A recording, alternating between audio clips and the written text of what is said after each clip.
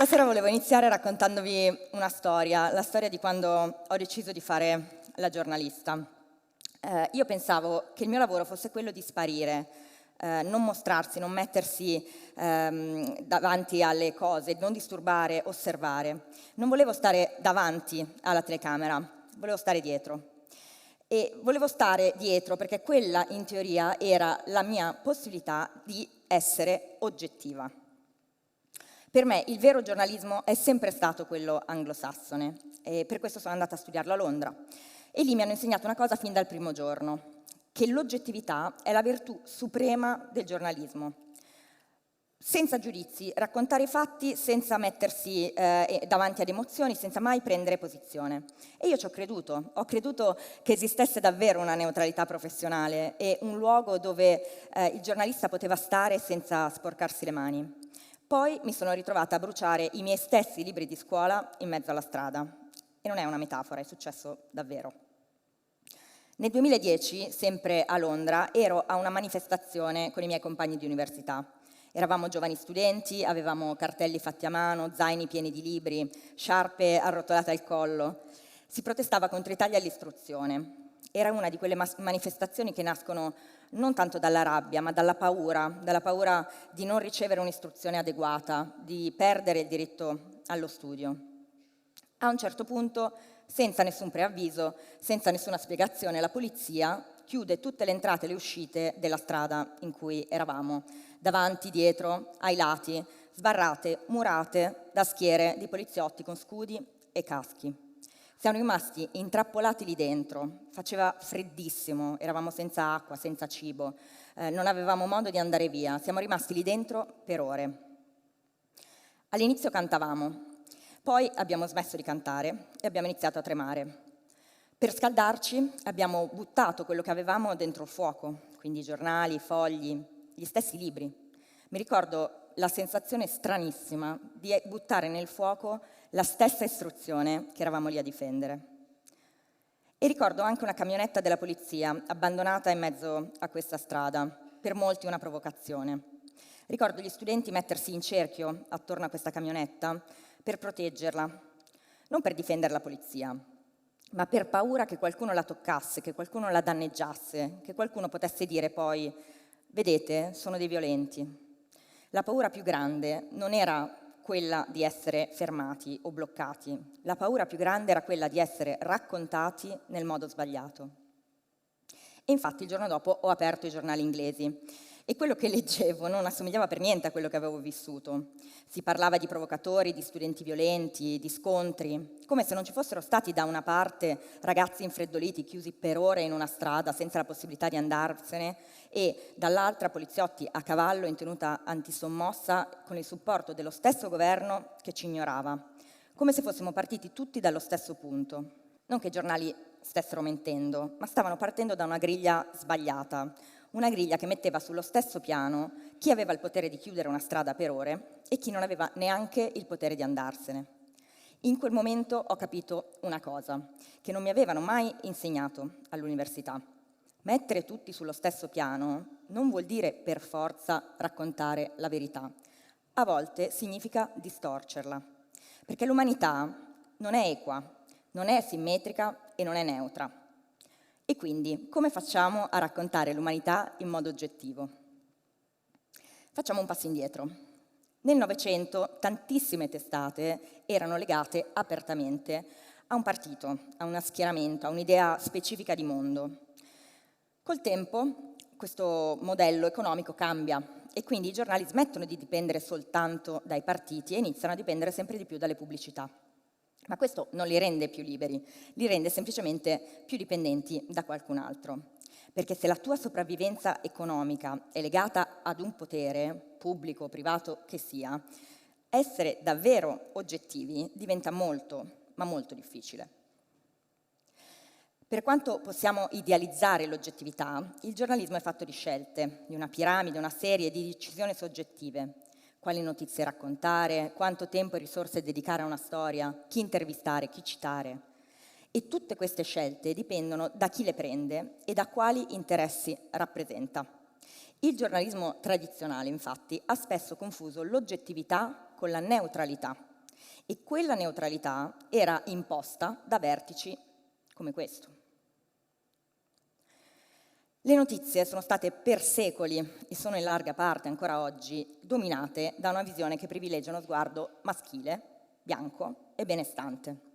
Una visione che ha escluso intere comunità e temi fondamentali come il razzismo, le disuguaglianze, il clima, le migrazioni e ovviamente i diritti delle donne.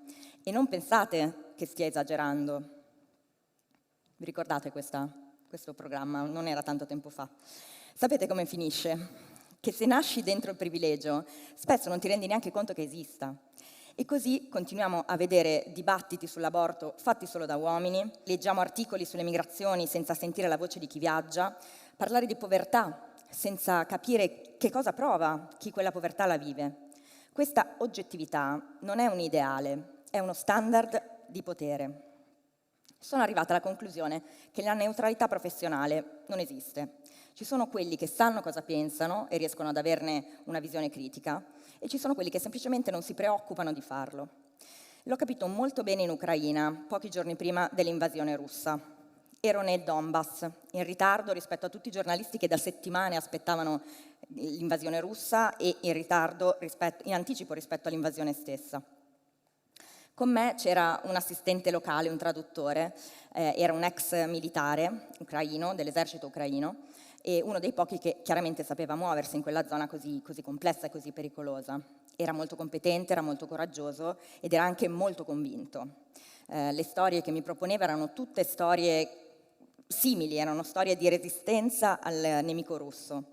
Vere, ovviamente, importanti, ma erano tutte uguali. Non c'era mai una voce diversa, non c'era mai una storia che non rientrasse perfettamente in quel racconto.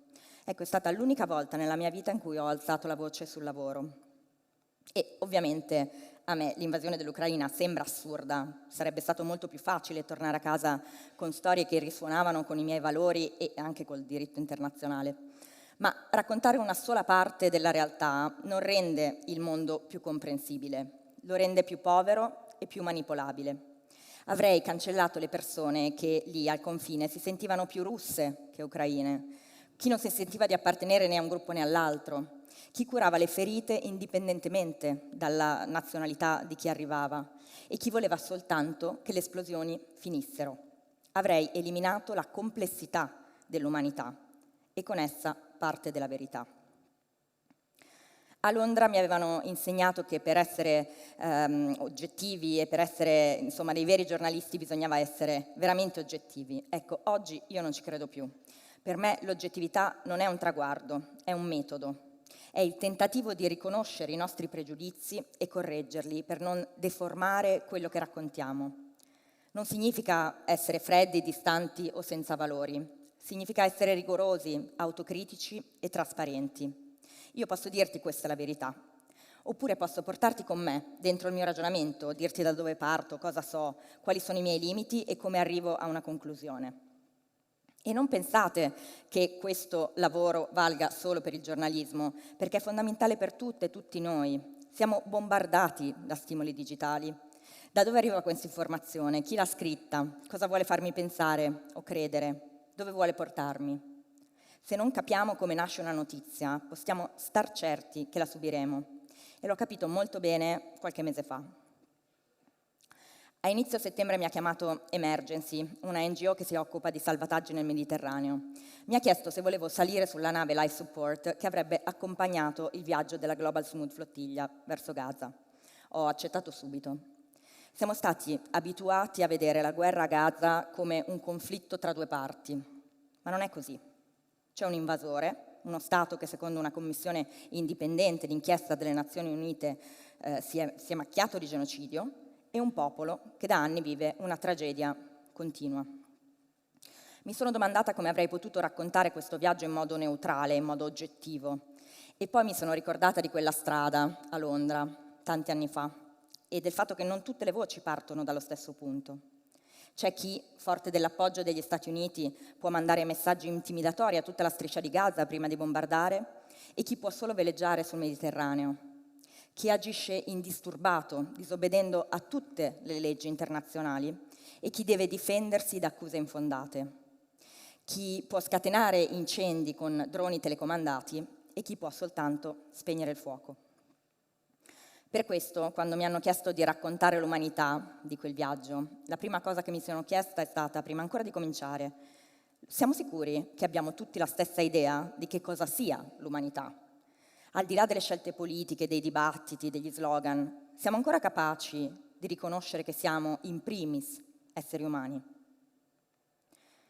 Mentre accompagnavo la Sumud Flottiglia appunto verso Gaza in un viaggio che sapevamo benissimo essere simbolico, sapevamo che non saremmo veramente arrivati alle coste palestinesi, le centinaia di migliaia di persone che sono scese in piazza, anche qui in Italia, in quei giorni mi hanno fatto capire che sì, lo sappiamo che siamo umani, che un gesto simbolico può mobilitare i corpi e risvegliare le coscienze, che la realtà non si guarda soltanto, la realtà si attraversa, spesso proprio con i simboli, ma non solo.